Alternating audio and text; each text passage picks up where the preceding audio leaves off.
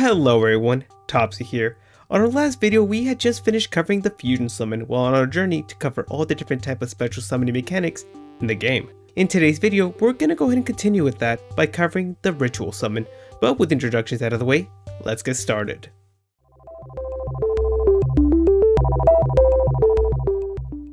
Oh, rituals, the forgotten redheaded stepchild of Yugioh.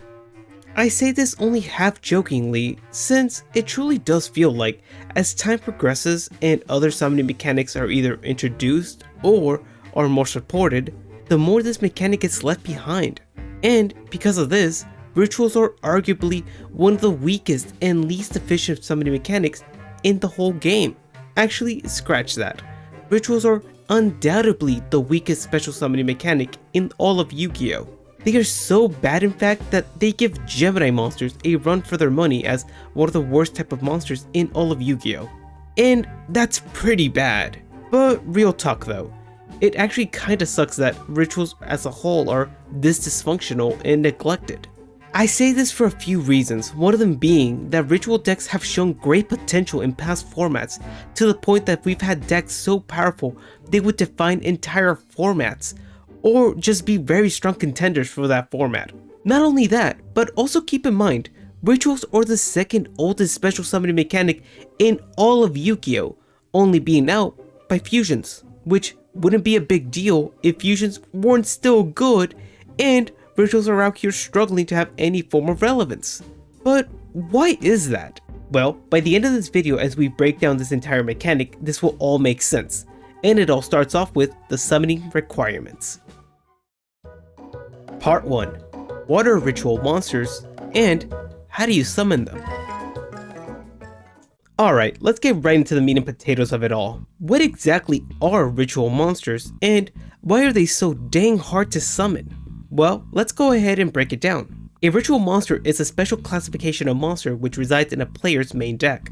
Right off the bat, this highlights one of the major flaws in the mechanic. But let's continue. In order for a ritual monster to be summoned, the player intending to summon it will need to assemble a few cards. First being the ritual monster itself.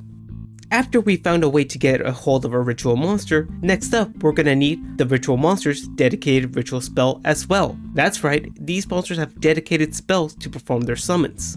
And before you ask, no, they do not have a universal generic ritual spell like fusions have. Sheesh. Alright, anything else? Well, as a matter of fact, yes. The final thing we're gonna need is the appropriate amount of tribute fodder.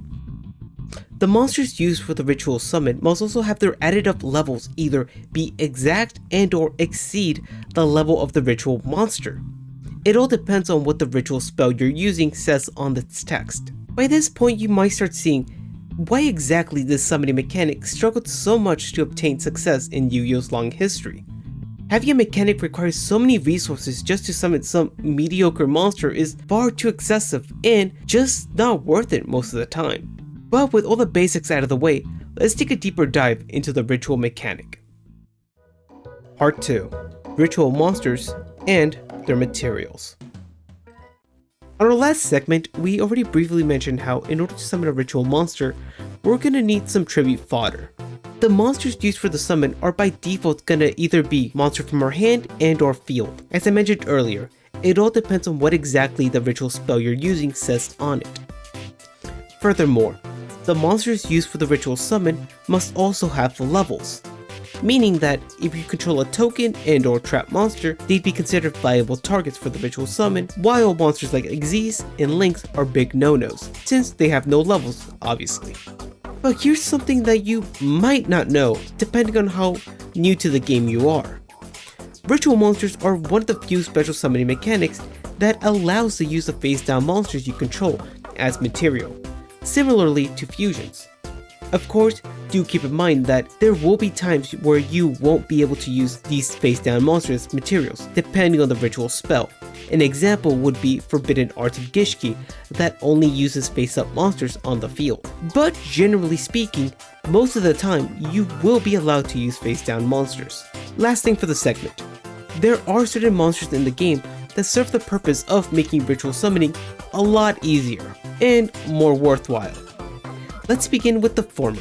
The incantations are a ritual support based archetype that is a godsend for all ritual decks. These monsters do it all. They can search your ritual monster, your ritual spell, or can even special summon themselves as your tribute fodder for your summons. Overall, they give all ritual based decks some much needed consistency. In addition to the incantations, we also have cards like the Djinn monsters and monsters like Ritual Raven. The important aspect of these cards is that they attempt to lower the burdensome cost of ritual summoning by treating themselves as the full cost, which is pretty neat.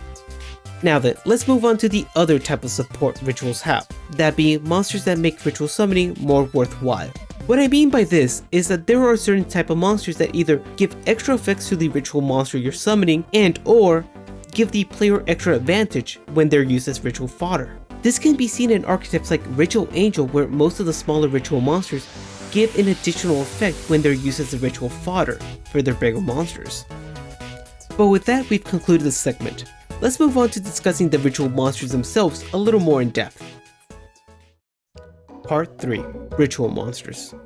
So, what's up with ritual monsters? Well, for the most part, ritual monsters are fairly simple. These monsters must be special summoned from your hand by using their dedicated ritual spells or any card in particular that fits the bill.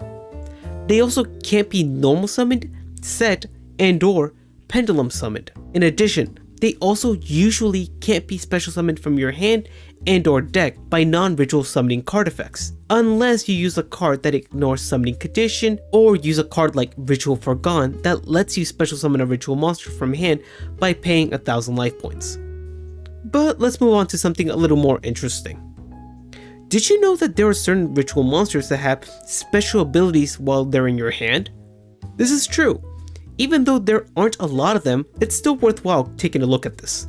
Cards like Chalice Slime come to mind as an example. This card can pitch itself to the graveyard to special summon another incantation from your deck. Or how about Illusion of Chaos, that has the effect that by revealing itself allows you to add another Dark Magician card from your deck to your hand. We can even take a look at a card like Sauravis the Ancient and Ascended, that has the ability to discard itself to negate an effect.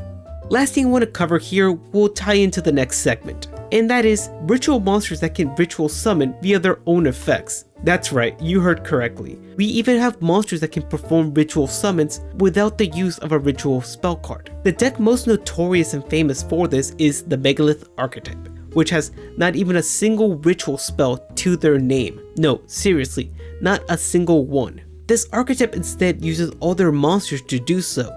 To be frank with you guys, I'm not going to try and explain exactly how this archetype functions, since to me this is like rocket science and it's way above my pay grade. But I just figured it'd be neat to bring up. But with that concludes the ritual monster segment of the video.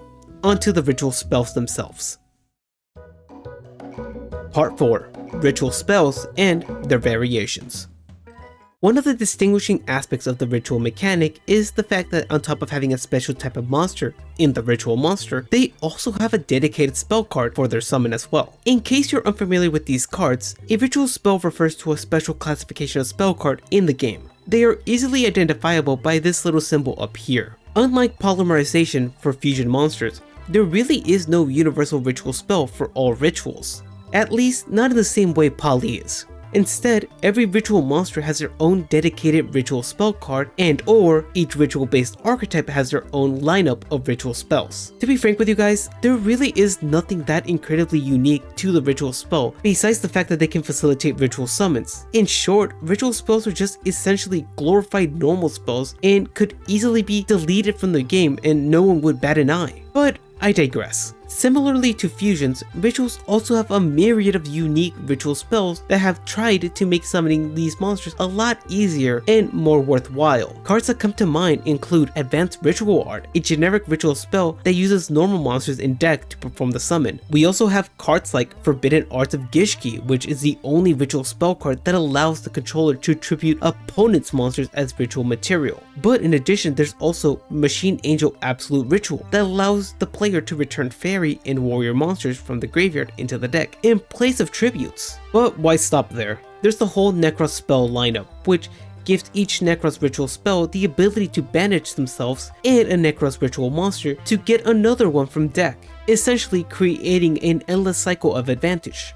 But in addition to these ritual spells, we also have unique ritual spells like Ritual of Grace and Ritual of Destruction that can give their dedicated ritual monsters an additional effect. Lastly, if you thought that the only way someone can perform a ritual summon was via a ritual spell, then bud, I got some news for you. There are multiple other spells and even trap cards that can perform ritual summons, even though they aren't ritual spells. Examples of this can be seen in the normal spell card Magic-y Mafia, the quick play spell card Secrets of Dark Magic, the continuous spell Bioformation Dome, and lastly for the spells, the field spell Libromancer First Appearance. As for the trap cards, we have the continuous trap card Renewal of the World and the normal trap card Vendread Reunion, which ultimately ties back to my earlier statement on how weird and pointless ritual spells really are, when you take into consideration just the countless different other cards that can perform the same function that they do. But with that, the ritual monster has been explained. A confused and inconsistent special summoning mechanic that has struggled to pick up and maintain any form of relevance.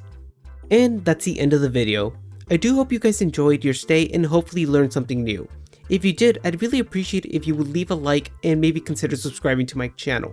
My content's main focus is making Yu-Gi-Oh! As accessible and simple for anyone who's trying to learn the game from the ground up, or for players who have been away from the game for a while and need a bit of a refresher. In the comments below, feel free to let me know if you feel like there's something I missed and or something you'd like me to cover more in depth in a future video. But with that, I've been Topsy. Thank you so much for stopping by and have a wonderful rest of your day. Bye.